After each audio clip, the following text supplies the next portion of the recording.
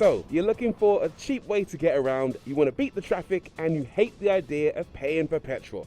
Well, guess what, people? The vehicle you're looking for might be an electric scooter, and today I'm riding one of the most interesting to come along in quite some time.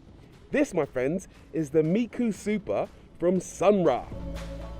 Here's the facts and figures. It costs $3.5 grand after the government grant. It has a 4 horsepower hub motor. It does 50 miles an hour. And it has a maximum range of 65 miles. So it's perfect on paper for commuting around town. Definitely worth a closer look. I think you might agree. How do I look? Pretty stylish? I don't know, there's always a potential for a big person to look a bit silly on a smallish bike or a scooter, but hey, this thing at least feels fine. It doesn't feel undersized at all. And the first thing you notice is that it's very quiet and very smooth. You don't have any vibration or noise from the motor. You really notice that in the wing mirrors. Okay, they're a bit on the small side, but they don't vibrate, and that really helps the visibility. If you're asking who can actually ride this, well, it's like a normal scooter really. So you need an A1 bike license or a CBT, which you can get from the age of 17. Essentially, it's equivalent to a 125cc petrol scooter. As I said earlier, there are 3 driving modes, A, B, and C. Keep it in mode A and it limits you to 30 miles an hour. Mode B raises the limit and takes you to 40 miles an hour.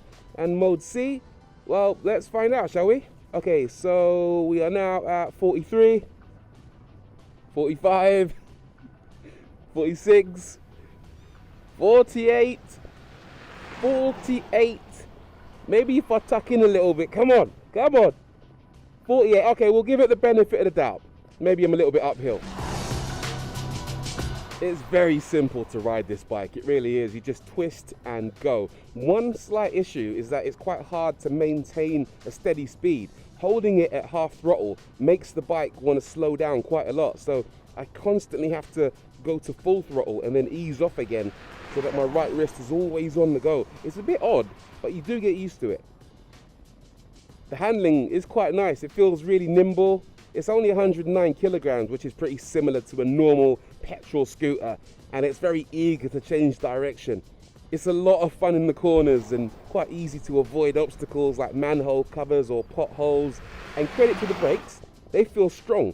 They regenerate, so they recharge the batteries when you use the brakes, but the regen isn't powerful enough so that you really notice. But when you pull either the left or the right brake lever, that operates the front and the rear brakes at the same time, so you don't have to worry about locking up the front or the rear brakes individually and flying over the front or sliding away at the back.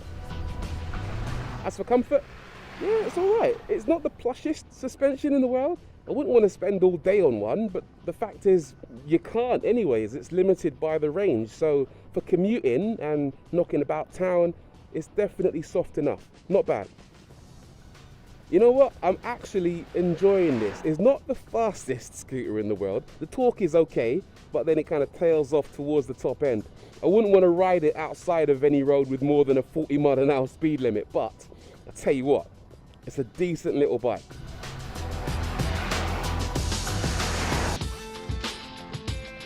I guess the big question is this bike worth spending your money on?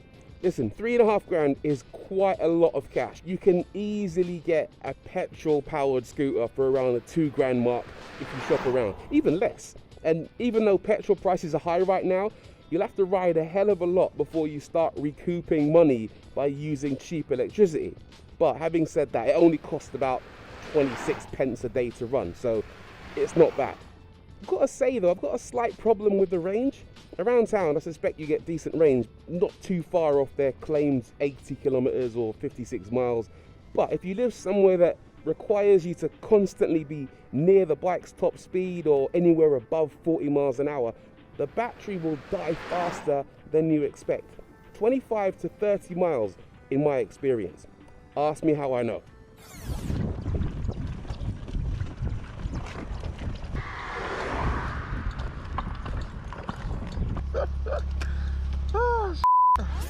And especially because the display doesn't show remaining range in miles, only the remaining battery level as a percentage. And that sort of range might be okay for a commute, but you do have to be mindful.